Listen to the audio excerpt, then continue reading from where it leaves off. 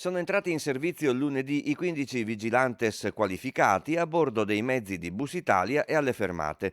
Gli addetti affiancheranno i controllori su autobus e tram e garantiranno maggiore sicurezza. Questo uno degli argomenti del primo incontro dell'amministratore delegato e direttore generale di Busitalia Veneto Gino Colella con il presidente della provincia di Padova Sergio Giordani, il consigliere delegato ai trasporti Vincenzo Gottardo e l'assessore alla mobilità del comune di Padova Andrea Ragona. Nell'incontro è stata fatta una valutazione approfondita della situazione dei trasporti in città e in provincia. L'amministratore Colella si è reso disponibile a condividere la conoscenza del territorio ma anche quella delle criticità per trovare soluzioni condivise per la salvaguardia del trasporto pubblico locale. Giovedì prossimo a Palazzo Santo Stefano è previsto un incontro al vertice tra l'amministratore delegato di Busitalia Stefano Bonora e quello del Veneto Colella per approfondire l'organizzazione e la gestione aziendale del servizio di trasporto.